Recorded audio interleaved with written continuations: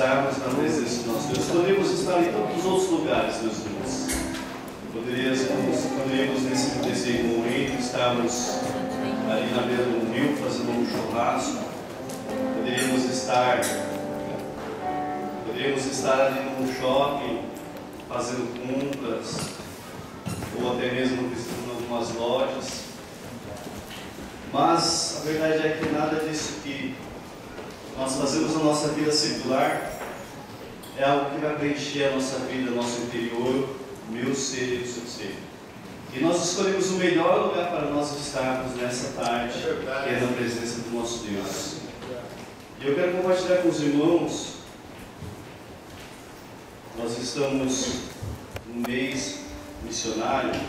Eu quero compartilhar com os irmãos no livro de Lucas, capítulo de número capítulo de número 16, versículo de 15. Depois nós vamos lá para Mateus, capítulo 28, versículo 19 e versículo de número 20. Desde já eu quero agradecer a Deus pela oportunidade que nós estamos ministrando, compartilhando, aprendendo juntos a palavra do Senhor. Não estou aqui para ensinar ninguém, mas estou aqui para nós aprendermos juntos, que esta é a palavra do Senhor. Agradecer a Deus pelo do nosso pastor, Deus, muito obrigado pela confiança, a vida da minha esposa, que tem abençoado a minha vida, tem me incentivado nesse ministério. Muitas vezes são as lutas, a vontade de parar, a vontade de não subir mais esse púlpito e ministrar. E quantas vezes temos sido falhos, né, irmãos? Mas a minha esposa, ela tem sido uma alicerce na minha vida e sempre tem me incentivado a continuar. E eu glorifico a Deus pela vida dela, pela vida da minha filha. E hoje ela me impressionou muito com uma atitude que ela teve. Ela tinha um ensaio ali marcado em Okazaki, mas ela preferiu ficar em casa hoje, na nossa companhia, e abençoar a minha vida nesse dia. Em nome de Jesus, eu agradeço pela vida da Brenda, Deus abençoe, porque eu te amo muito. A vida da Radassa tem sido uma bênção nas nossas vidas. As nossas irmãs do Espírito Santo que têm orado pelas nossas vidas, os nossos companheiros obreiros, Deus abençoe. Toda a igreja, irmãos. Se nós estamos aqui hoje, não é por mérito humano, mas é porque Deus tem contado comigo e com você nessa grande obra. Marcos, capítulo de número 16, versículo de número 15, nos diz assim a palavra do Senhor. E disse-lhes: ide por todo o mundo e pregai o Evangelho a toda criatura. Você pode repetir comigo esse versículo no 3? Vamos lá? 1, 2, 3. E disse-lhes: ide por todo o mundo e pregai o Evangelho a toda criatura. Agora vamos voltar lá para o livro de Marcos, Mateus, capítulo de número 28.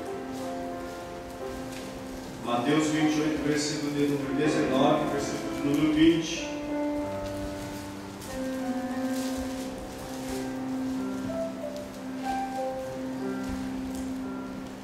Portanto, ide e fazei discípulos de todos os povos, batizando-os em nome do Pai, e do Filho e do Espírito Santo, ensinando-os a guardar todas as coisas que eu vos tenho mandado.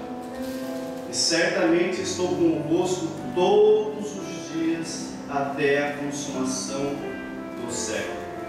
Vamos lá, igreja, todos nós juntos? 1, 2, 3. Portanto, ide e fazei discípulos de todos, batizando-os em nome do Pai, e do Filho e do Espírito Santo, ensinando-os a guardar todas as coisas que eu vos tenho mandado. E eis que estou convosco todos os dias, até a consumação dos séculos. Amém. Glória a Deus. Irmãos, foi-nos concedida a oportunidade, nós estamos pregando dentro de um tema, e o tema da qual nós vamos estar ministrando é que todo discípulo ele tem uma missão na sua vida. Todos nós temos uma missão na nossa vida. O pastor ele nos concedeu esse tema para nós estarmos ministrando, e alguns tópicos nós queremos nos aprofundar nisso com os irmãos. Nós estamos nesse mês de agosto, Os irmãos sabem que o mês de agosto é um mês da qual nós aprendemos acerca da obra missionária, na qual nós, eu e você como igreja, estamos empenhados em fazer uma obra, todos nós juntos, em um país que é carente de ouvir a palavra do Senhor. E graças a Deus, porque Deus Ele conta comigo e com você nessa grande empreitada. Graças a Deus, porque Deus Ele salvou a mim e a você para nós realizarmos uma grande obra aqui nesse Japão. Oxalá que Deus ainda um dia, meus irmãos, possa nos levar para outras nações, para outros povos. Mas para que isso venha acontecer nas nossas vidas, nós precisamos entender que quando nós somos discípulos, nós temos uma missão.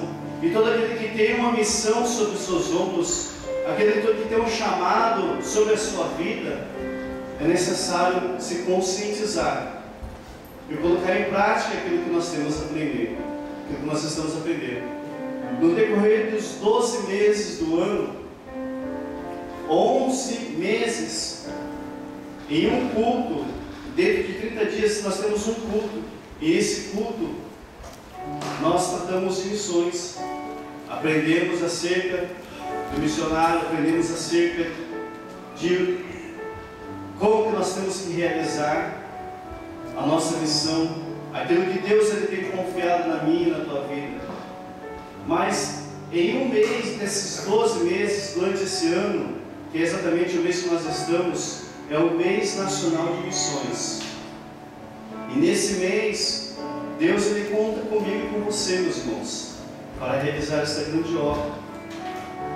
Deus Ele conta conosco, e nesse mês nós vamos nos aprofundar, nós vamos trabalhar juntos, nós vamos desenvolver a obra que Deus Ele tem para realizar nas nossas vidas. Tanto é que foi colocado 2 pedidos aos irmãos acerca de um desviado, que você trazer o nome de um desviado, uma pessoa que não está mais na presença de Deus, e acerca ali do nosso evangelismo noturno. Isso é fazer missões. Nós não podemos ir até o campo, aliás, a outro país, a outro lugar, a outro estado, mas aonde nós estamos, a cidade que nós estamos, o país que nós estamos, é um corpo missionário.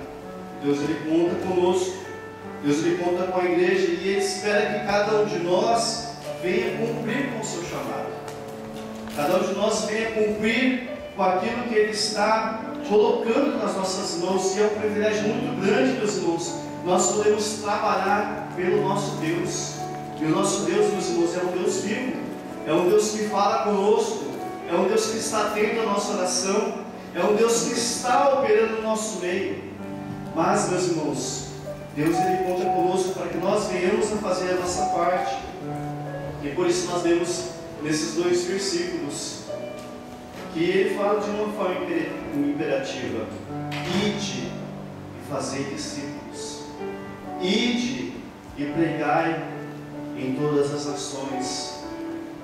E isso é um mandamento de Deus para as nossas vidas. Deus Ele fala dessa forma porque Ele quer usar a minha vida e a tua vida. Mas quantos de nós é que estamos dispostos a fazer a obra do Senhor? Quantos de nós é que estamos dispostos a dizer para o Senhor: eis-me aqui, Senhor, envia-me a mim?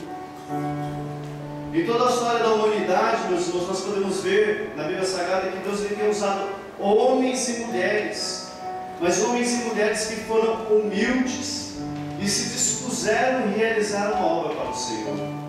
E essas pessoas, esses homens e mulheres que foram humildes e que se colocaram à disposição do Senhor, Deus usou a vida deles de uma forma tremenda e maravilhosa. Nós podemos ver em toda a Bíblia relata acerca desses homens e mulheres. E nós não podemos deixar, meus irmãos, se nós queremos realizar uma obra para o Senhor, nós não podemos deixar que a nossa vida, o nosso dia a dia, a nossa vida da nossa casa para o trabalho, do trabalho para a nossa casa, casa, igreja, igreja, casa, escola, casa, escola e igreja e assim por diante. Não podemos deixar que isso vire uma rotina nas nossas vidas. Mas você poderia até perguntar para mim: mas irmão Elmer, como que Se nós estamos vivendo dessa maneira, como que nós não podemos deixar de ver que isso é uma rotina nas nossas vidas? No passado, meus irmãos, antes de nós aceitarmos a Jesus como nosso Senhor e nosso Salvador, pode ser que a nossa vida rotineira, a nossa vida costumeira, nós poderíamos dizer que era uma vida rotineira. Aquilo que nós fazemos todo dia, compassadamente, trabalho, casa, trabalho, compras e assim por diante, poderíamos dizer sim, que era uma vida rotineira que nós levávamos. Mas hoje, meus irmãos, nós fomos sepultados com Ele na morte pelo batismo, para que, como Cristo foi ressuscitado dentre os mortos pela glória do Pai, assim andemos nós também em novidade de vida. Então a vida que eu e você nós levamos hoje não é uma vida rotineira. A vida que eu e você levamos hoje, meus irmãos, não pode ser uma vida a dia, costumeira. Não, a vida que eu e você levamos hoje é uma vida de novidade. Mesmo que nós vamos trabalhar todos os dias, mesmo que nós saímos do nosso lar e vamos para o nosso trabalho, e vice-versa, ou para a casa do Senhor, ou para a escola, ou para onde quer que seja, Deus Ele está conosco, e Ele tem feito, meus irmãos, que o nosso dia, todo dia, cada dia vivido, nós vivamos em novidade de vida. Mas talvez você pense assim, mas não deixa de ser uma vida costumeira. Então eu quero dizer para você que você não está cumprindo com a sua missão se você pensa dessa maneira. Então nessa noite nós seremos lembrados de alguns pontos básicos, porém, meus irmãos, muito importante para as nossas vidas, para que nós venhamos a estar realizando a obra que Deus Ele tem para conosco. E todo discípulo tem que saber o que você tem que realizar, o que nós temos que realizar. Quantos discípulos que nós temos aqui nessa noite? Pode levantar as suas mãos. Fique com as suas mãos levantadas. Agora eu quero perguntar: quantos discípulos de Jesus nós temos aqui nessa noite?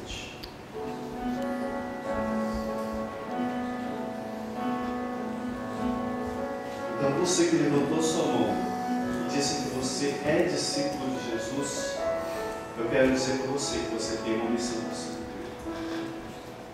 Você tem uma missão para realizar na sua vida. Nós queremos falar essa noite, meus irmãos, em rápidas palavras, que todo discípulo ele precisa continuar sendo discípulo até o fim. E que todo discípulo ele precisa fazer novos discípulos. E que todo discípulo ele precisa ensinar novos discípulos. É dentro desses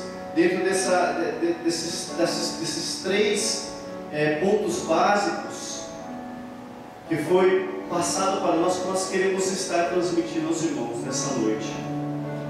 Segundo o dicionário, meus irmãos, discípulo o que é? Uma pessoa que recebe instrução, aquele que aprende, ele é aluno, ele é aquele que segue as doutrinas de outrem, ou seja, do seu mestre, ele é sectário.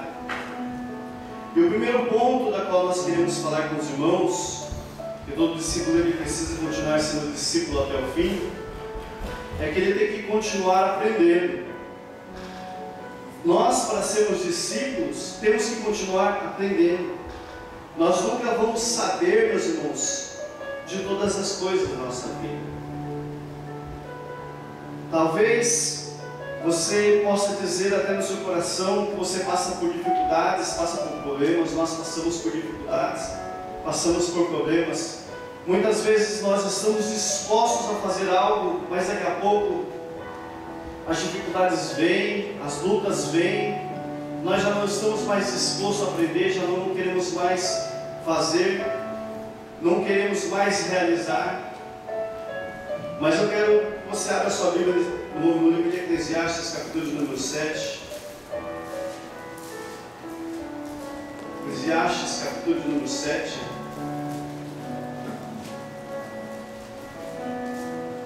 Nós vamos aprender aqui com Salomão.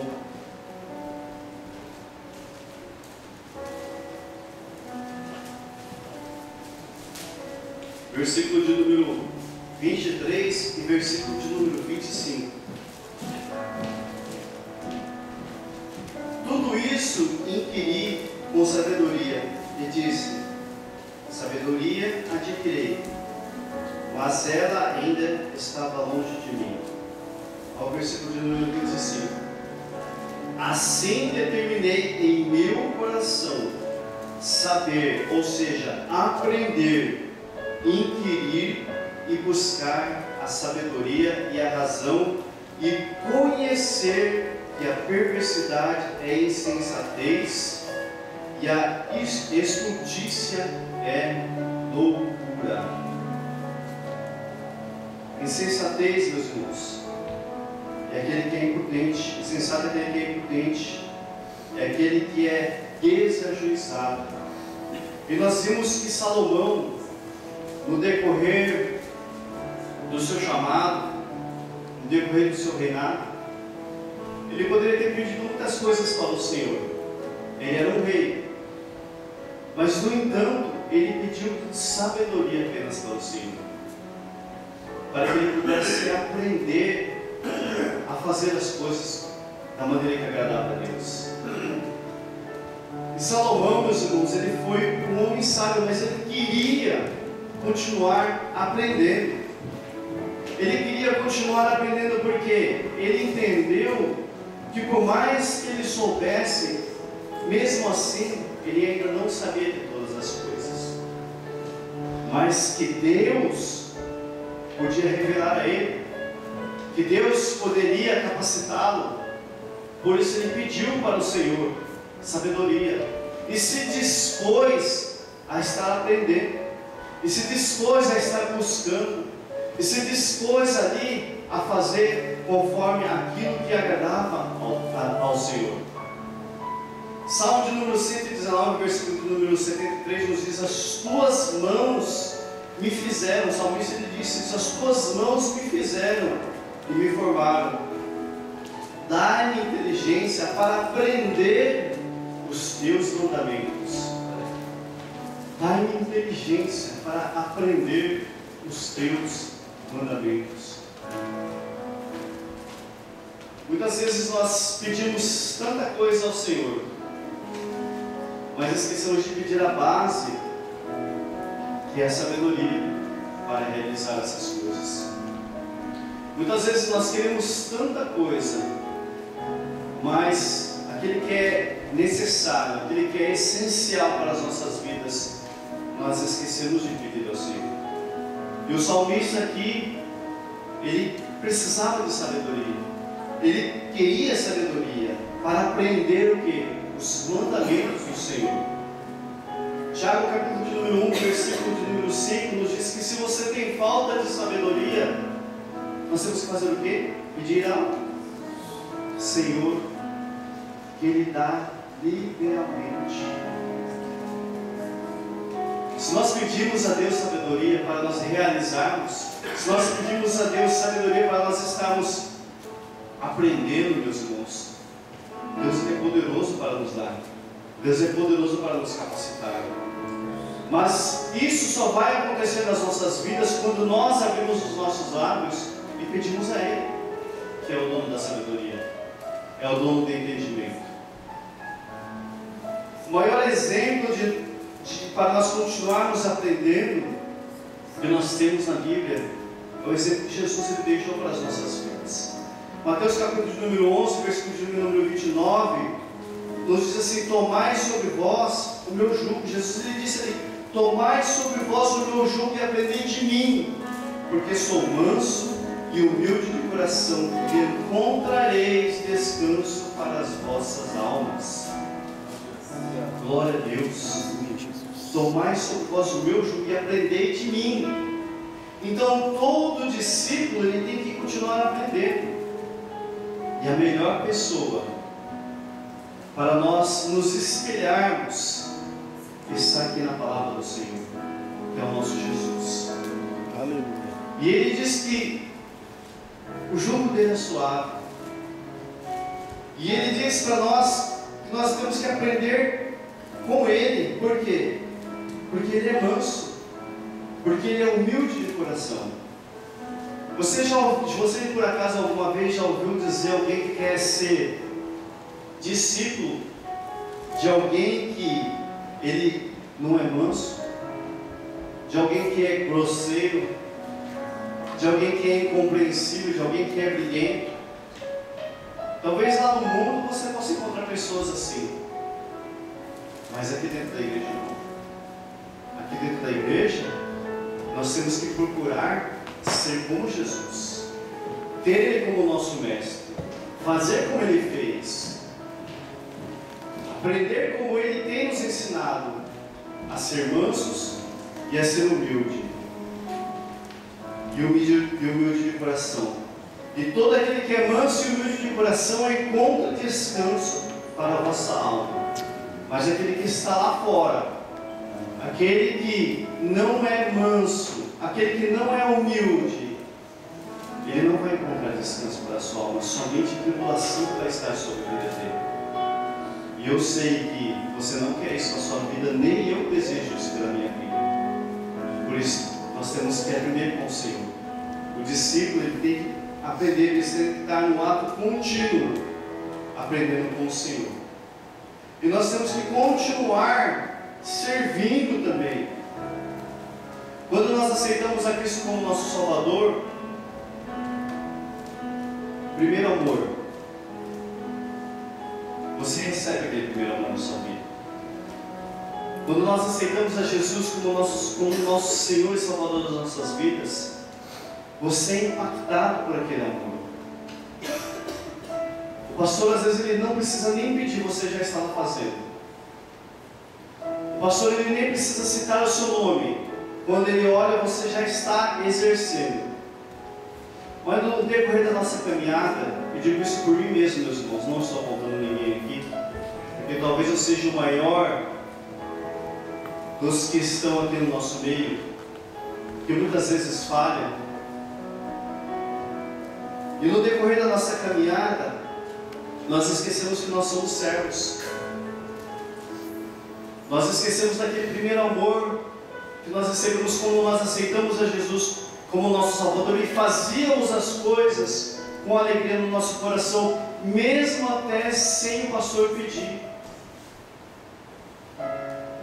Quantas vezes você ajudava na obra do Senhor e hoje você já está estacionado? Quantas vezes nós fazíamos coisas, meus irmãos, nós nos desempenhávamos, nós nos desdobrávamos para fazer as coisas do Senhor, e hoje às vezes com muito custo é pedido e nós não conseguimos cumprir com aquilo que é pedido para nós.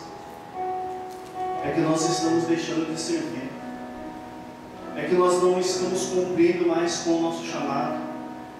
Quantas vezes você se dispõe a realizar alguma coisa, até mesmo alguma tarefa, mas chega no momento em que nós temos que cumprir com a nossa parte, não podemos contar com nós mesmos. Por quê? Porque não estamos mais aprendendo com o Mestre, porque não estamos mais olhando o ensinamento do Senhor. E em Efésios capítulo 6, versículo de número 7, nós aprendemos que nós temos que servir de boa vontade como ao Senhor e não como a homens.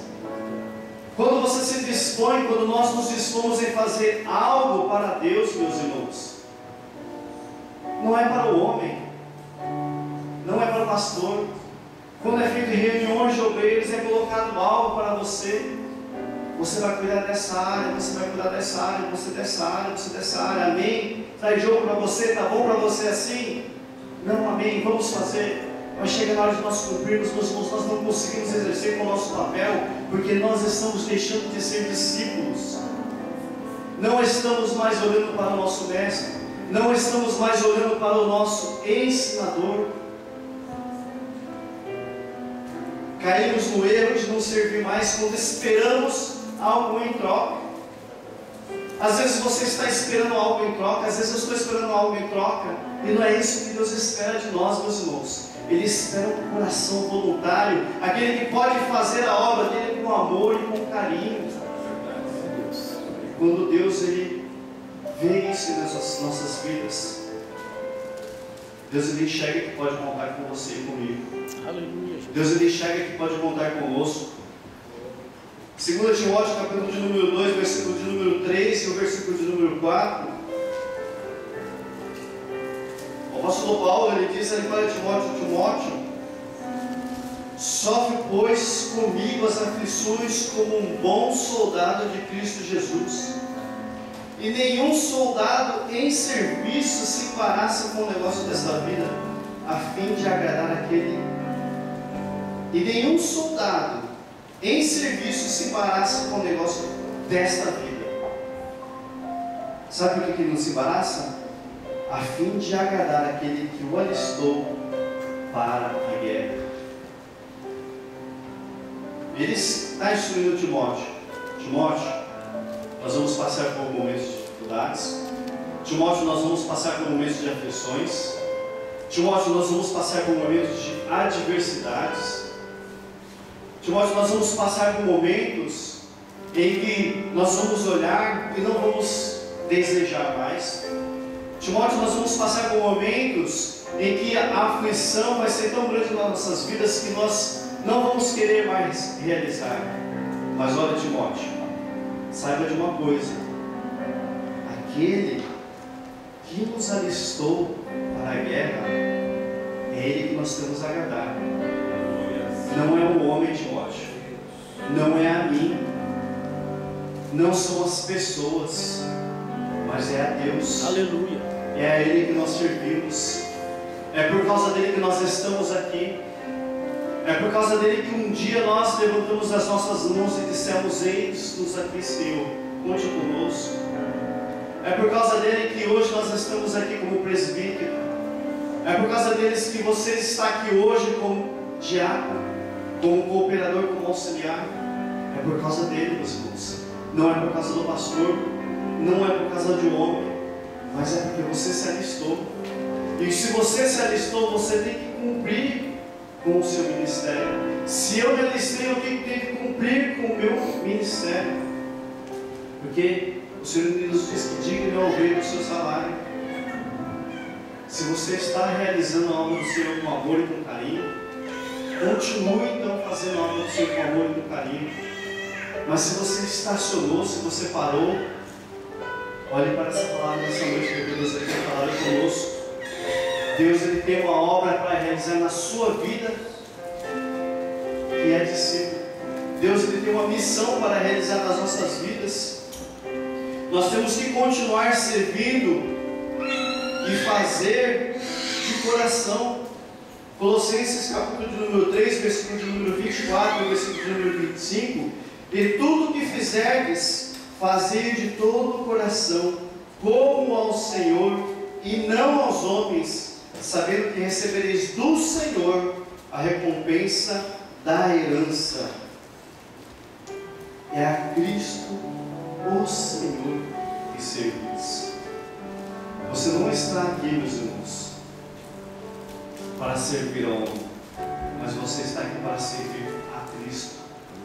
Mas quando nós entendemos que nós estamos aqui para servir a Cristo, nós entendemos que nós estamos aqui para servir uns aos outros. Nós entendemos que nós estamos aqui para servir aos nossos irmãos. Nós estamos aqui porque nós entendemos que Deus ele quer nos usar como o sal desta terra e a luz deste mundo para as pessoas que estão perdidas. Também, meus irmãos, todo discípulo ele precisa fazer discípulo. Só faz discípulo quem tem amor por almas. Quantos é de nós que temos amor pelas almas? Quantos de nós é que temos amor pelas vidas?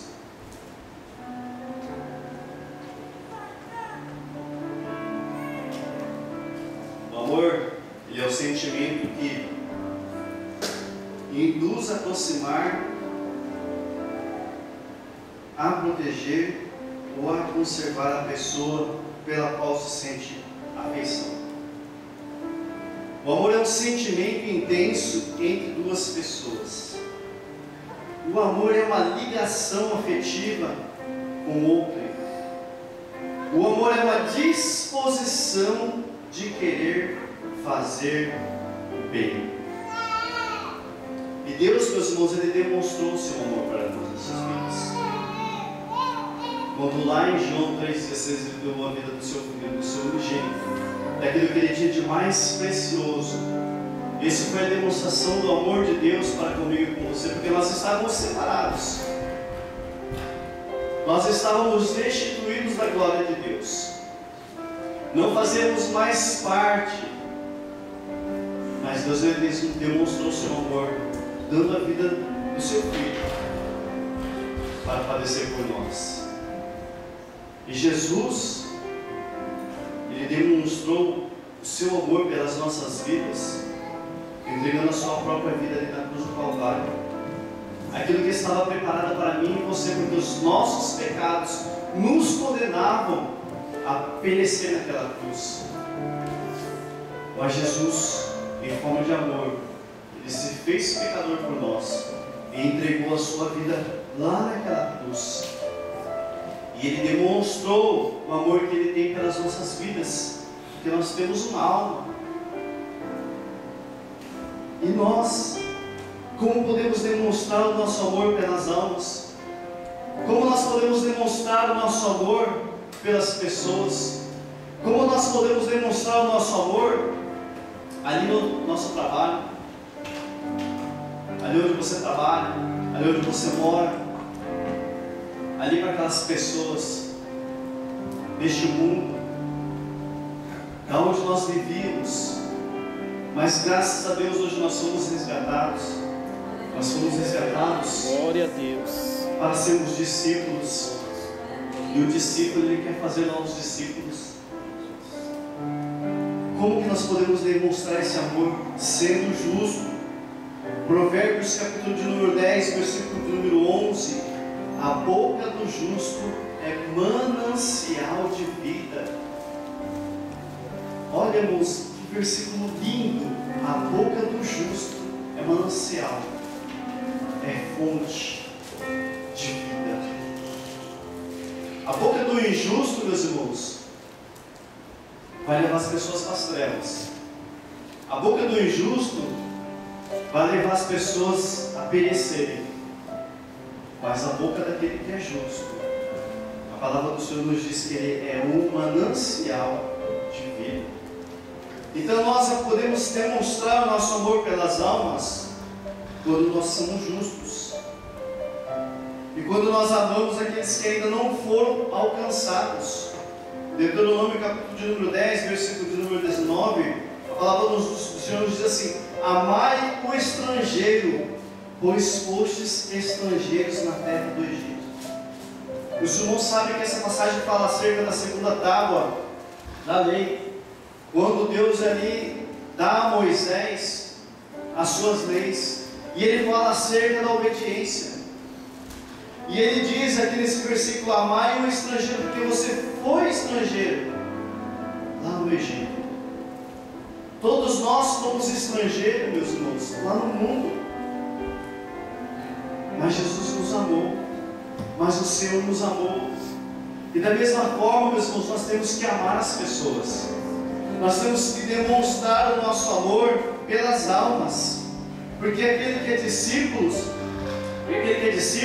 ele demonstra o seu amor pelas almas. Aquele que é discípulo, ele se importa para onde as pessoas estão indo. Aquele que é discípulo, ele se importa em resgatar vidas, em trazer novas vidas aos pés do Senhor, para que eles possam ali estar conhecendo o amor de Cristo, assim como nós conhecemos hoje. Quem tem amor pelas almas demonstra a verdadeira essência do cristão. Mateus 22:37 nos diz assim: amarás o Senhor teu Deus de todo o teu coração, de toda a tua alma e de todo o teu entendimento. Nós vimos que esse é o mandamento do Senhor, o primeiro mandamento. E o segundo mandamento qual que é? É semelhante a este: amarás o teu próximo como a ti mesmo. O mundo de onde nós estávamos lá tipifica o Egito. Um dia nós somos estrangeiros naquela terra.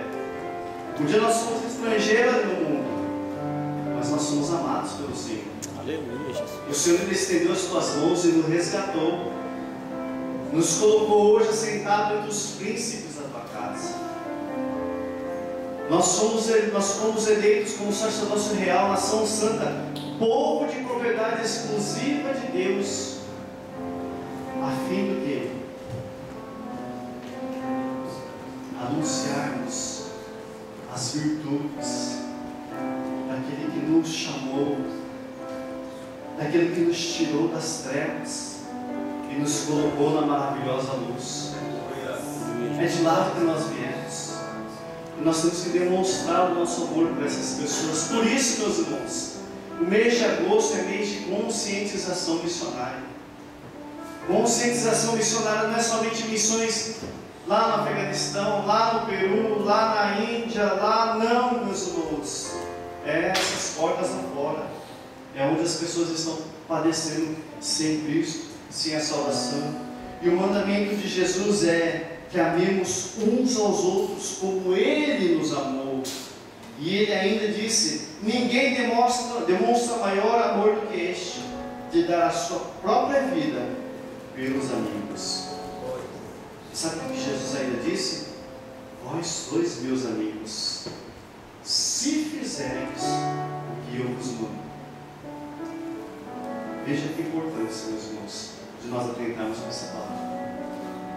Será que nós somos amigos de Cristo?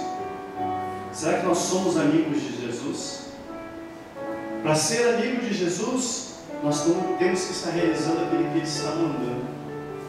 Para ser amigo de Jesus, nós temos que estar cumprindo com a nossa missão, cumprindo com os mandamentos do Senhor, amando as vidas, amando as almas, anunciando o Evangelho. Aí Jesus ele vai dizer: vós sois meus amigos, porque vocês estão cumprindo com aquilo que eu estou mandando. Para ser discípulo, meus irmãos, não importa a diferença, não importa a raça, não importa se é feio ou bonito, não importa.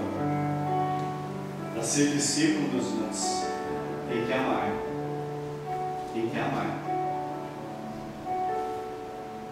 E só faz discípulo quando nós estamos ligados na videira. João capítulo de número 15, versículo de número 1 ao versículo de número 9. João 15, 1 a 9.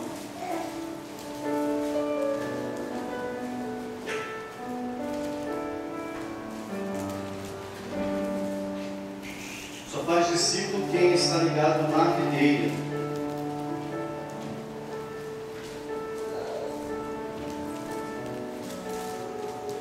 Jesus diz assim pela sua palavra: eu sou a videira verdadeira, e meu Pai é o agricultor. Todo ramo em mim que não dá fruto, Ele o corta,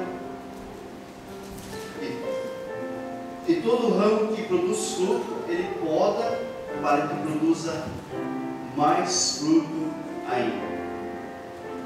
Então nós vemos que todo discípulo ele tem que estar ligado na videira. E todo discípulo que ele está ligado na videira, ele produz fruto. Ele tem que produzir fruto. É uma lei natural. Eu não sou agricultor aqui, mas pelo pouco que nós podemos observar, quando você encontra um pé de fruta, você vê que todos aqueles ramos que saem daquela árvore, que está ligada naquele tronco, ele tem que produzir fruto. Por quê? Porque ele está ligado na videira. Mas, e aquele ramo que ele está ligado na videira, que não produz fruto? O que acontece com ele? O agricultor vai lá e corta, porque não está servindo para nada. ele só está atrapalhando ali o espaço de outros ramos que está produzindo frutos. E Jesus ele diz que nós só podemos ser discípulos se nós estamos dando fruto. E ele fala que o Pai é o agricultor. Ele, Jesus, ele é a videira, ele é o tronco, e eu e você, nós somos os ramos que está ligado na videira. Versículo 3: vós já estáis limpos por causa da palavra que vos tenho falado. Aí ele aconselha: permanecei em mim e eu permanecerei em vós. O ramo de si mesmo não pode produzir fruto se não estiver na videira. Tampouco vós podeis produzir fruto se não permanecerdes em mim. Você vê que Jesus ele é específico. O ramo de si mesmo, se ele se desligar da videira, ele não vai produzir fruto, ele vai secar. E para que vai servir ele?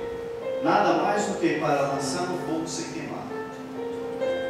Mas aquele que permanecer na videira, ele vai produzir fruto, ele vai dar fruto, ele vai conservar.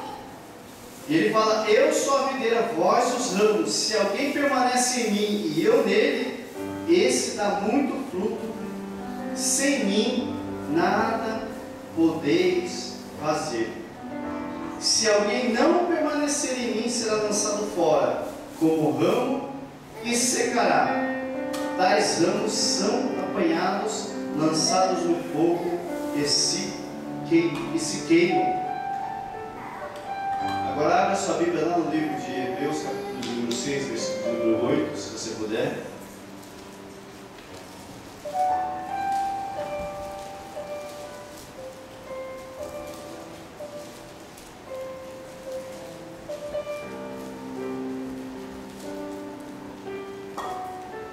Hebreus 6, 8 diz assim: mas se produz espinhos e abrolhos, é rejeitado, e perto está da maldição, o seu fim é ser queimado. O ramo que produz espinhos, abrolhos, o ramo que produz essas coisas que ferem, essas coisas que machucam, nós vimos que o fim dele ele está perto da maldição, e o seu fim é ser queimado. E o abrolho, meus irmãos, é aquele que começa a dar trabalho. O abrolho é aquele que começa a criar dificuldades. O abrolho é aquele que começa a contrariar as coisas do Senhor. E nós vimos, meus irmãos, que se o ramo ele produzir abrolho, ele nada mais serve senão para ser lançado no fogo. Mas o discípulo, o ramo que está ligado na videira, ele não produz abrolho, mas ele produz fruto para a glória de Deus. E nisto, voltando lá no livro de João, capítulo número 15, e nisto é glorificado o meu Pai, em que deis muito fruto, e assim vos torneis meus discípulos. Como o Pai me amou, também vos amei. Permanecei no meu amor. Glória a Deus. O discípulo que está ligado na videira, ele tem que produzir fruto. E para nós encerrarmos, todo discípulo precisa ensinar novos discípulos. E para ensinar, meus irmãos, não tem outra maneira senão nós não aprendemos. Segundo o livro de Timóteo, capítulo de número 3, versículo de número 10 ao versículo 15. 2 Timóteo, capítulo de número 3, ou antes, porém, capítulo 3, versículo de número 1 a seguir. Sabe, porém, isto: nos últimos dias sobrevirão tempos difíceis, Pois os homens serão amantes de si mesmos, gananciosos, presunçosos, soberbos, blasfemos, desobedientes a pais e mães, ingratos, profanos, sem afeição natural, irreconciliáveis, caluniadores, sem domínio de si, cruéis, sem amor para com os bons, traidores, atrevidos, orgulhosos, mais amigos dos prazeres do que amigos de Deus, tendo a aparência de piedade, mas negando-lhe o poder. Afasta-se também destes. Isso é um conselho de Paulo a Timóteo. Afasta-se deles. Ele dá um conselho para Timóteo. E essa palavra está aqui para nos aconselhar que nós devemos afastar dessas pessoas. Por quê? Porque se nós continuarmos, nós nunca vamos ser aprendidos. Por quê? Porque essas pessoas, elas têm a lei natural delas, elas não regem a lei de Deus, elas não seguem aquilo que Deus ele determina para a igreja. Mas para que nós venhamos a ser discípulos e ensinar, é preciso que nós venhamos a aprender. E aqui Timóteo Paulo ele fala a Timóteo, no versículo de número 10 a seguir: tu, porém, tens seguido de perto o meu ensino, procedimento, intenção, fé, longanimidade, amor, perseverança, perseguições e aflições, quais me aconteceram em Antioquia, em Icônio, em Listra. Quantas perseguições sofri, e o Senhor de todas me livrou. Na verdade, todos os que desejam viver piamente em Cristo Jesus padecerão perseguições. Mas os homens maus e enganadores irão de mal a pior, enganando e sendo enganados. Aí ele fala para Timóteo: Timóteo, tu, porém, permanece naquilo que aprendeste, e de que fosse inteiramente inteirado, sabendo de quem tens aprendido, e que desde a infância sabes as sagradas letras que podem fazer-te sábio para a salvação, pela fé que há em Cristo Jesus. Glória a Deus. Nós, porém, igreja, permanecemos naquilo que nós temos aprendido, daquilo que nós somos inteirados, sabendo que daquele que nós temos aprendido é aquele que tem um compromisso com Deus, é aquele que tem um compromisso com a palavra de Deus, é aquele que tem um compromisso de ser discípulo, é aquele que tem um compromisso de ser um ensinador, é aquele que tem um compromisso também de aprender e nunca diz que já sabe todas as coisas. Como Salomão ele diz: dai-me sabedoria, Senhor. O testemunho, meus irmãos, ele alcança outros para se tornarem discípulos e posteriormente ensinadores. E o maior testemunho que nós podemos alcançar, nosso testemunho, são os da nossa casa. Sabe por quê? Porque os da nossa casa, da nossa família, que conhece a nossa vida. Ele sabe quem sou eu e quem é você. Lá fora talvez você consiga fazer discípulos, porque as pessoas não te conhecem. As pessoas não sabem quem você é, não sabem quem eu sou, não sabem de que maneira eu me porto. Mas, meus irmãos, quando nós conseguimos ganhar da nossa casa, quando nós conseguimos ganhar da nossa família, as pessoas que estão lá fora, é muito mais fácil. Porque nós temos dado testemunho dentro do nosso lar, dentro da nossa família. E posteriormente, meus irmãos, quando nós ensinamos, e para ensinar, eu ia dizendo, é preciso nós aprendermos. Em Timóteo 2, capítulo de número 2, nos diz assim: Paulo ele diz ali a Timóteo: e o que de mim, através de muitas testemunhas ouviste, confia-o a homens fiéis, que sejam idôneos, para também ensinarem os outros.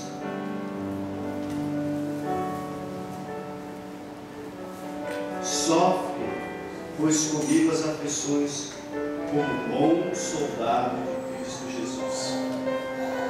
Você viu o conselho de Paulo a Timóteo? Timóteo, o que você tem aprendido de mim, e que através de muitas testemunhas você tem ouvido, aí sabe o que você faz agora? Você tem aprendido, Timóteo. Agora você vai ter que ensinar. Confia ele aos homens fiéis que sejam idôneos, para que também venham ensinar outras pessoas. Como poderá Deus confiar em nós algo da qual nós não estamos exercendo? Como poderá Deus confiar em nossas vidas algo da qual nós não estamos exercendo? Para que Deus venha confiar algo nas nossas mãos, é necessário que nós venhamos a ser discípulos. Para ensinar, é preciso nós aprendermos. E para nós estarmos ensinando, para ensinar é preciso gastar tempo. Para ensinar é preciso nós gastar tempo. Mas talvez nós dissemos no nosso coração, mas eu não tenho tempo. Você não sabe como é minha vida corrida. Você não sabe quantas horas eu faço. Você não sabe que depois de você eu tenho minhas outras tarefas. Eu tenho minhas outras coisas para fazer, para realizar. Mas, meus irmãos, para que nós venhamos a ensinar, para que o discípulo venha ensinar, é preciso gastar tempo. Mas gastar tempo é nós gastarmos tempo com Deus. É nós nos entregarmos à vontade de Deus. É nós buscarmos a vontade de Deus. E como que nós podemos fazer isso? Através da oração. Efésios capítulo de número 6, versículo de número 18. E orai em todo o tempo, com toda oração e súplica no Espírito. Vigiai nisto, com toda perseverança e súplica por todos os santos. Então, através da oração, através da nossa dedicação na oração ao Senhor, é preciso que nós venhamos a fazer isso, a ter esse tempo, a gastar esse tempo com o Senhor, ou melhor dizendo, talvez não seja nem gastar tempo, mas é ganhar tempo, porque as coisas seculares, meus irmãos, produzem outras coisas na nossa vida, mas as coisas que é de Deus produzem as coisas que é eternas, são eternas para a nossa vida. E nós, quando nós oramos, aprendemos que orar em todo o tempo em súplica por todos os santos, e nós temos que vigiar nisso com toda perseverança. Salmo 55, versículo 17 nos diz também: de tarde, de manhã e ao meio-dia, oro e clamo, e Ele ouve a minha voz. Quando você destina um tempo para se dedicar à oração, à prática da palavra de Deus, de manhã, de tarde, de noite, meio-dia, não importa a hora, o Senhor, Ele ouve a nossa voz. Aleluia. O Senhor, Ele ouve a nossa oração. O salmista, ele está dizendo isso, ele está declarando: o Senhor, Ele ouve a nossa voz. Também, meus irmãos, nós podemos gastar o nosso tempo com Deus através da meditação. É quando nós refletimos na palavra de Deus com uma atitude de obediência. Josué capítulo de número 1, versículo de número 8, e o Senhor, Ele disse ali para Josué, quando Moisés já havia falecido. Moisés já havia falecido e Josué, ele tinha se levantado como líder. Deus ele levantou como líder do povo de Israel ali, daquela nação. Aí Deus lhe fala para Josué: Josué, não se aparte da tua boca o livro desta lei, medite nele dia e noite, para que tenhas cuidado de fazer conforme tudo que nele está escrito. Aí sabe o que vai acontecer? Então você vai fazer prosperar o teu caminho e serás bem sucedido. Quando nós usamos o nosso tempo para meditar na palavra de Deus,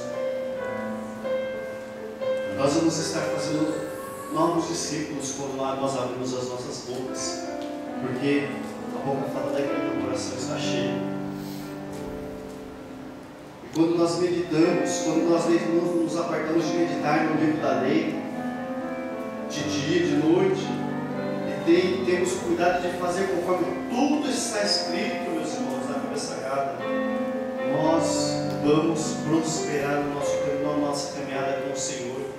E em tudo aquilo que nós fizermos para Deus, nós seremos bem-sucedidos, porque o Senhor é conosco. Lucas, Salmo de número 1, versículo de número 2: antes tem o seu prazer na lei do Senhor, e na sua lei medita de dia e de noite.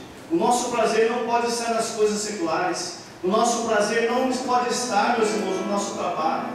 O nosso prazer não pode estar nas nossas coisas secundárias, mas o meu e o teu prazer, o prazer nosso, de nós como igreja, tem que estar na lei do Senhor. E na lei do Senhor meditar de dia e de noite. E Lucas capítulo número 5, versículo de número 6: ele, porém, nós temos que Jesus, meus irmãos, ele tinha um tempo para se retirar.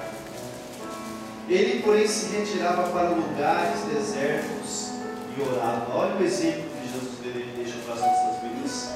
Às vezes nós estamos em momentos em que nós vamos ter que nos retirar para algum lugar agora. Às vezes você vai estar num momento na sua fábrica, no seu trabalho, dentro do seu lar, que você vai ter que se retirar para um canto para orar. Jesus ele deixou esse exemplo para as nossas vidas. E nós, meus irmãos, temos que gastar esse tempo com o Senhor. Temos que ter esse tempo com Deus, se nós queremos cumprir com o nosso chamado. Se nós queremos cumprir com a missão na missão que Deus deu para as nossas vidas. Nós vimos que Noé, se você for ver lá no livro de Gênesis, no final do capítulo número 5, começo do capítulo de número 6, Noé, quando ele teve seus filhos, ele tinha cerca de 500 anos. Com 500 anos ele gerou a Cã, Sem e Jafé.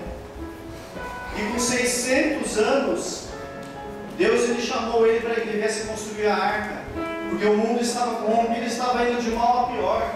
Mas Deus chamou a Noé para ele apregoar a palavra do Senhor. Deus ele chamou a Noé para que ele viesse ali a estar anunciando a palavra de Deus. Muitos não deram ouvido. Cerca de 100 anos durante a construção daquela arca, ele pregava a palavra de Deus. Ele anunciava o arrependimento, mas as pessoas zombavam dele. As pessoas não ouviam a voz de Noé. Eles estavam com o seu coração endurecido.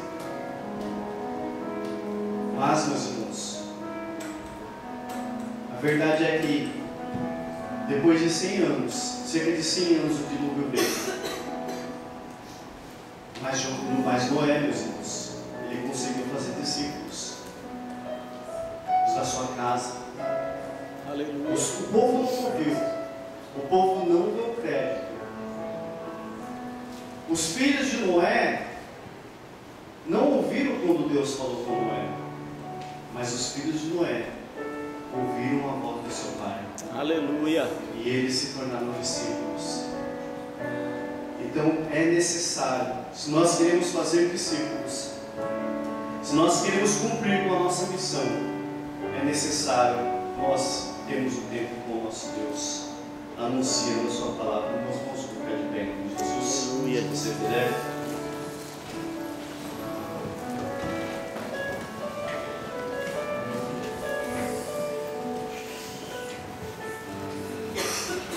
Feche seus olhos. Pense em tudo aquilo que Deus ele falou aos nossos corações nessa noite. Medite em tudo aquilo que você tem visto na obra do Senhor. Medite em tudo aquilo que você tem feito para Deus. Quando você aceitou a Jesus como o Senhor e Salvador da sua vida, você fazia algo com amor, com carinho, com dedicação. Medite a sua vida como está hoje. se você tem continuado da mesma maneira, ativo, obediente, fazendo a obra do Senhor. Nós podemos tomar hoje, a verdade é que nós podemos tomar hoje um rumo das nossas vidas. Você pode tomar um rumo na sua vida, como eu posso tomar um rumo na minha vida. Nós podemos ficar indiferente em tudo aquilo que Deus ele tratou conosco nessa noite, ou nós podemos atentar para a voz do Senhor, ou nós podemos atentar para tudo aquilo que Deus lhe falou conosco, e darmos, e sermos ramos que dá fruto para a obra de Deus. Deus ele tem uma obra na sua vida. Deus ele tem uma obra nas nossas vidas. Deus ele chamou a cada um de nós. Ele não nos chamou para que nós viéssemos somente ficar dentro dessas quatro paredes, sentados num banco e ouvindo a pregação da palavra. Mas Deus ele nos chamou porque Ele tem uma obra para realizar nas nossas vidas. Eu quero convidar você,